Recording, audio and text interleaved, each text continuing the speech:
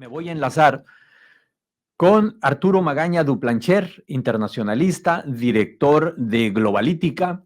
Vamos a hacer una reflexión ahora con Arturo y le voy preguntando de una vez a usted, que nos está sintonizando. ¿Cuál o cuáles considera que han sido los acontecimientos que han marcado el rumbo, que han marcado el viaje, que han marcado la ruta de este 2024? ¿Cuáles son los principales acontecimientos que pusieron su huella, que pusieron su sello en este año que prácticamente estamos a 8 o 9 días de cerrar? Ese va a ser el tema. No es una tarea fácil porque, bueno, pues se puede diferir. Ya tenemos en la línea al buen Sir Arthur Magaña Duplancher, embajador de Sonora y del México para el mundo. Teníamos 4 sábados que no estaba con nosotros, andaba en una misión especial de En Contexto y le agradezco muchísimo que nos tome ahora una llamada de regreso. Mi querido Arturo, ¿cómo te va? Muchas gracias, Jesús. Un abrazo. Me da mucho gusto estar de vuelta con ustedes.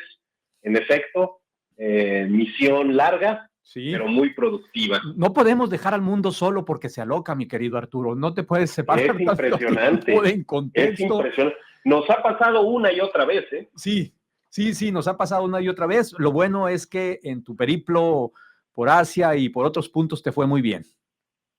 Sí, cómo no, y se aprende mucho también sobre la coyuntura internacional, sobre las expectativas hacia el año que entra.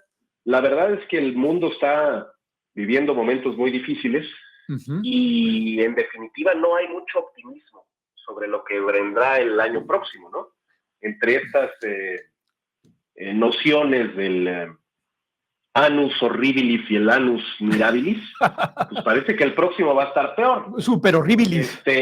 Y de por sí pues ya, o sea, ya nos daba indicaciones de que, por ejemplo, pues iba a ser un año de urnas, sí, y de armas.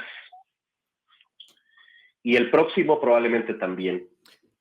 Sí, ahorita que tocas ese tema de urnas y de armas, corrígeme por favor si estoy mal, pero ese es un gran punto, Arturo. Hubo elecciones por ahí en unos 70 países, estamos hablando de unos 4,000 millones de ciudadanos acudieron a las urnas en este momento, y vinculo esto con un tema que estoy seguro que vas a coincidir conmigo en la preocupación, que son los desafíos que han enfrentado las naciones con la democracia. Veía el otro día un informe y si le rasca uno tantito, más o menos la mitad del mundo está gobernado por autocracias y la otra mitad por democracias, y muchas de esas democracias bastante débiles. Correcto. Y luego lo que sucede es que hay autocracias, sí, que afortunadamente se derrumban, como pasó con Siria. Correcto. Hace algunos pocos días, pero que luego van a ser suplantadas por otras autocracias. Sí. Entonces, bueno, pasa uno de Guatemala a Guatepeor.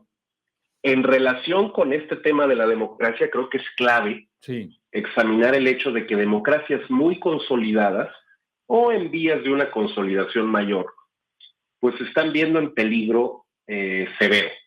Desde luego, el caso más emblemático es el de Donald Trump en Estados Unidos. Así es. Pero claramente tenemos también la crisis política en Alemania en este momento, en donde el primer ministro pues ha tenido que convocar a nuevas elecciones para formar un gobierno diferente y una coalición diferente, que seguramente él ya no encabezará. En Francia hay un problema de gobernabilidad serio con el primer ministro que tuvo que deponer, Macron. En Corea del Sur vivimos un impeachment rarísimo. Sí. La destitución del presidente por parte del Congreso, luego de que el presidente impone una ley marcial. Digo, yo lo vi de muy cerca, ese tema, y me pareció muy impresionante. Como pues una democracia que va en vías de consolidación también mete el freno a un proceso de deterioro, pero pues es un freno temporal, ¿no? Sí. Y si vemos también lo que ocurre en otras latitudes, pues no es menos preocupante. En América Latina no cantamos malas rancheras. En enero, 2 presidentes presuntamente electos van a tratar de tomar protesta en Venezuela. qué problemón se nos viene, el 10 de enero. Y por otra parte, pues hablamos también de escenarios bélicos que se recrudecen, se expanden, se fortalecen antes que desescalar. Nos estamos acostumbrando al conflicto de Ucrania y gracias a octubre del año pasado, pues al conflicto en Gaza. Pero a lo que no nos podemos acostumbrar es a que se expandan continuamente. Es decir, lo último que hemos visto de ataques a Kiev, por ejemplo, antier, o lo último que hemos visto de ataques a Yemen y las incursiones israelíes en Siria, pues también nos hace pensar que vamos hacia probablemente un tercer, cuarto, quinto, sexto conflicto bélico el próximo año. Eso es terrible, sobre todo si tomamos en cuenta la postura de alguno de los líderes electos por estas elecciones, ¿no? Donald Trump mismo pensando que no tiene por qué ayudar a la seguridad de Europa y no darles un solo peso a la OTAN. La OTAN va a tener que enfrentar solita el tema de Rusia y Ucrania. ¿Cómo lo hará? Pues no lo sabemos. Eso es algo que de plano va a ser nuevo en nuestras coordenadas de lectura del mundo, ¿no? Arturo, dejas la mesa servidita y puesta. Tengo que hacer la pausa. Si me aguantas, si eres tan amable, por favor, un par de minutitos, está la mesa servida. Elecciones, guerras, crisis humanitaria, quizá algo también de asunto medio ambiente o cambio climático, que también fue una cosa espantosa. Bueno, nosotros te lo podemos decir desde acá, desde el desierto, con conocimiento de causa. Y me gustaría regresar un poco con el asunto de Venezuela que dices. En efecto, ¿qué va a pasar con el presidente electo que anda por rumbos de España? ¿Va a tomar protesta ya está en Venezuela de vuelta? Si quieres, ahorita le entramos de regreso a ese tema y al tema particularmente de las autocracias que llegan al poder, son sujetos, son hombres, son mujeres que llegan al poder con las reglas de la democracia y ya estando en el poder las tuercen a conveniencia. Correcto. Vamos a hacer la pausa y vamos a regresar en un par de minutitos rápido con Arturo Magaña Duplancher. Estoy conversando con Arturo Magaña Duplancher, director de Globalítica, internacionalista, y estamos tratando de ubicar así como las coordenadas de los eventos más importantes que marcaron o que han marcado, porque todavía no se termina, este 2024. Vamos a hacer una primera parada en América Latina, Arturo, si te parece, y el caso de Venezuela que ponías ahorita en tu primera participación antes del corte me llama particularmente la atención. ¿Cómo visualizas que vaya a ocurrir? ¿Qué es lo que visualizas que vaya a ocurrir en Venezuela cuando hay, ahora sí que, entre comillas, dos presidentes electos? Sí, pues mira, fue bastante sorprendente esta revelación que le hizo Edmundo González desde su exilio en Madrid al periódico El País, donde dijo que no iba a presidir un gobierno en el exilio y que volvería a Venezuela el 10 de enero para tomar posesión. Hay que recordar que hay un grupo pequeño, pero muy importante de países que reconoce a González Urrutia como presidente electo de Venezuela. Es el caso de Estados Unidos, es el caso de Alemania. Ah, correcto. Y bueno, pues ya con esos tenemos, ¿no? Como para pensar que tiene un respaldo muy importante. Estados Unidos, 10 días después, toma protesta Donald Trump. Pero ahorita ya, digamos, Biden no gobierna ni en su casa. Entonces ya podemos pensar que Trump toma las decisiones. Con la alineación de, digamos, generales de los temas de política exterior, Marco Rubio a cargo del Departamento de Estado, uno puede esperar que probablemente, y a reserva de que Maduro no sea el gran negociador que de repente parece con el tema petróleo, pues que metan la pierna dura con Venezuela, ¿no? Y no me sorprendería que el 10 de enero comience, pues, prácticamente una especie de conflicto civil, porque de que intente volver González Urrutia, sea detenido o lo que sea, él ha dicho que quiere a María Corina Machado de vicepresidenta. Si los dos son agredidos, si hay alguna especie de movilización, como seguramente la habrá en su favor, pues se puede esperar mucha violencia y seguramente una elevación de sanciones de parte del resto del mundo hacia Venezuela, y una nueva etapa de incertidumbre política, porque el país ahora sí, a diferencia de muchos momentos anteriores, está profundamente dividido. Sí. Por otra parte, pues lo que más le interesa a Estados Unidos no es eso. Le interesa que dejen de llegar migrantes venezolanos. Y también le interesa pues el suministro petrolero. Entonces, bueno, pues quizá ahí se abra un espacio de conflicto, pero también de negociación. Lo cierto es que va a ser muy difícil que González Urrutia pueda tener éxito en su intención legítima y correcta y legal, ¿no? Pero en definitiva, pues el ejército está del lado de Maduro y va a ser muy difícil que tome una decisión diferente, aunque también hemos visto, ¿no? Inmediatamente después de aquellas elecciones, hubo grupos en el ejército que estuvieron en contra de la represión que se armó contra los manifestantes y los opositores, y bueno, pues hubo ahí también reyertas dentro del propio ejército. Para México esto es muy importante, porque también México está metido en esta ecuación digamos, de negociaciones previas entre gobierno y oposición, y también con el tema de la migración venezolana. ¿Ante quién? El resto de América Latina, perdón, ¿ante quién toma protesta el presidente en Venezuela? ¿Es ante el Congreso también? Sí, ante el Congreso, desde luego.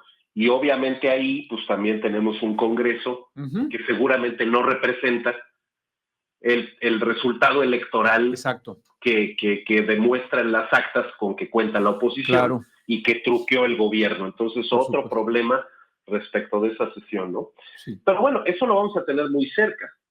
Otras cosas igualmente graves las vamos a tener más de cerca 10 días después, porque el presidente de Estados Unidos va a empezar el 20 de enero haciendo dos cosas: deportando migrantes masivamente, una, y dos, perdonando, indultando a todos los que participaron en la toma del Capitolio de enero del 20, lo recordarán ustedes. Sí, claro. Bueno, pues qué terrible panorama para la democracia, que pasen esas dos cosas el mismo día que el presidente asume el cargo. Confeso delincuente, sentenciado por una serie de delitos fiscales, entre otros, pues asume el cargo de presidente de Estados Unidos, ¿no? Y menudo problema para México, a propósito, el tema de la deportación de migrantes o del bloqueo, detención, como la quieras ver. Viene un problema serio para México, Arturo. Para bien o para mal, sí, y creo que hay buenas razones para hablar de uno y del otro. México es el país que más afectado se va a ver por la administración de Donald Trump, según un análisis que hizo la unidad de inteligencia de The Economist. Es natural, porque obviamente casi todo el grueso de la oferta electoral de Donald Trump pues, tenía que ver con México. Giraba con México. Lo hemos comentado aquí. Pero también me parece que el hecho de que así sea nos demuestra que México por fin se va a interesar en la política internacional y que vamos a estar en uno de esos pocos momentos en que a la élite mexicana y a quienes toman las decisiones y al gobierno por fin le va a interesar los temas internacionales. Necesitamos aliados en el resto del mundo, necesitamos contrarrestar esas medidas, necesitamos hacer campaña en Estados Unidos. En fin, pues, será un momento interesante en ese sentido en que se despierten esos ánimos. Tú sabes que en México los temas internacionales importan poco a la gente en general. Bueno, pues en este momento me parece que van a ser muy importantes y casi decisivos. Van a ser los temas. Oye, Arturo, el otro gran tema del mundo en 2024, las guerras, el conflicto en Medio Oriente, el conflicto Rusia-Ucrania, como que parecería que no tiene para cuándo eso, ¿no? Bueno, mira, hay quien dice que con Trump hay más posibilidades de un arreglo del tema Rusia-Ucrania. Rusia-Ucrania.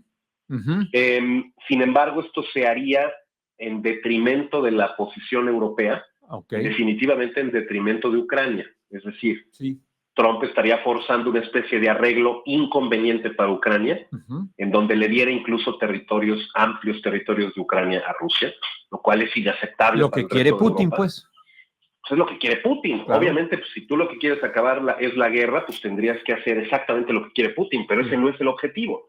El objetivo es terminar la guerra en una situación de equilibrio, Sí. de justicia, de congruencia con una serie de principios. Bueno, pues eso, si eso es lo que busca Trump, pues efectivamente lo puede conseguir, pero ¿a qué costo? Quizá el costo de un conflicto diplomático muy serio con Europa. Eso me parece que está por ahí, digamos, en el tintero. El caso, sin embargo, de Medio Oriente me parece que es más difícil de resolver que el de Ucrania. Y esto ya nos debería de preocupar suficiente, porque, como tú sabes, pues en Siria acaba de ocurrir algo impresionante. Después de más de 30 años de un gobierno despótico, atroz, asesino, Al-Assad, como el de Bashar al-Assad, respaldado, entre otros, por Rusia y por Irán, pues las milicias rebeldes que habían perdido la guerra civil siria hace algunos años, muy pocos, pues aprovecharon el descuido estratégico tanto de Rusia con Ucrania como de Irán con Palestina y dijeron, perfecto, pues es nuestro momento para tomar el Palacio Presidencial y sacar a este fulano que ahora está en su exilio dorado en Rusia, ¿no?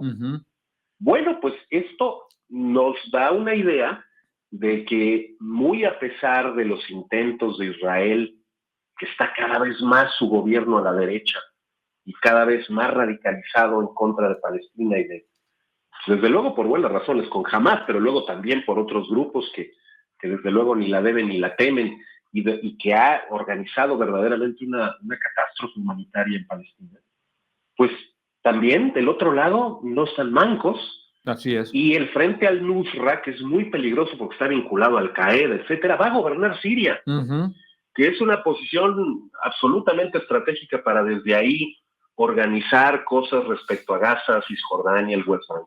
Bueno, pues imagínate.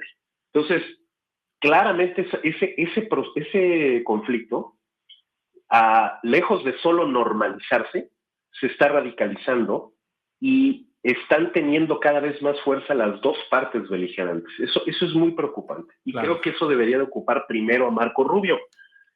Me temo que Marco Rubio le interesa más América Latina, pero no va a poder dedicarse a América Latina por estos temas. Sí, trae mucha distracción internacional, pues. Claro, Oye, hay mucha gente en América Latina que tiene la esperanza de que Estados Unidos voltee. Bueno, me parece que no va a pasar, ¿eh? Nos queda un minuto. Te quisiera proponer, y yo sé que en este espacio no le hacemos ni a Moni Vidente y mucho menos a Walter Mercado, pero ¿cómo imaginas el 2025 en un minuto? Donde además para México, por razones obvias y que ya lo mencionaste ahorita, por demás estratégicas, voltear hacia el vecino del norte, hacia Estados Unidos, ¿en qué otras partes del mundo habría que poner la mirada por los que se está moviendo y que se pudiera mover el próximo año?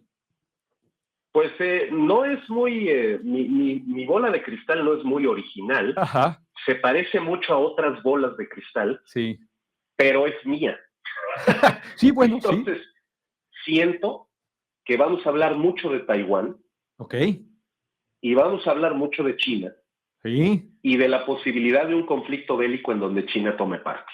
Y eso es todavía más preocupante que todo lo que hemos dicho esta sesión.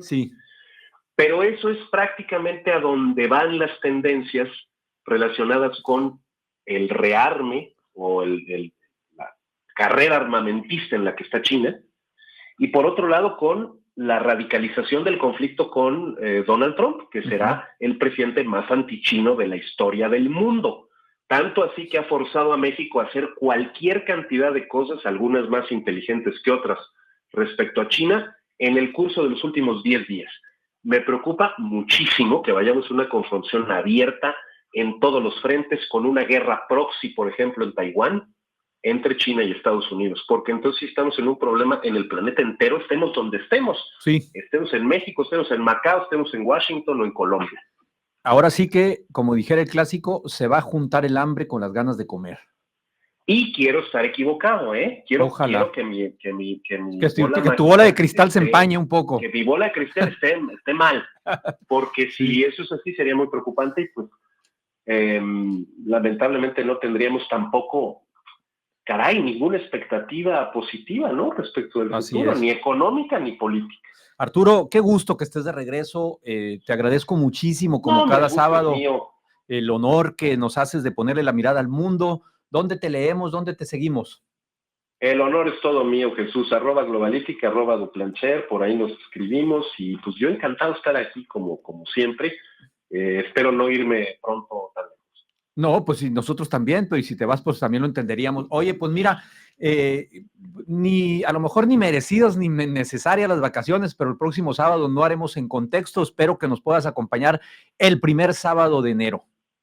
Es una cita y un compromiso y yo encantado de la vida, como tú lo sabes. Te agradezco muchísimo, te mando un abrazo, que tengas felices fiestas, que tengas un buen cierre de año y ahí en el Inter nos comunicamos de cualquier forma para desearnos las buenas Navidades y lo mejor del año a pesar de las bolas de cristal.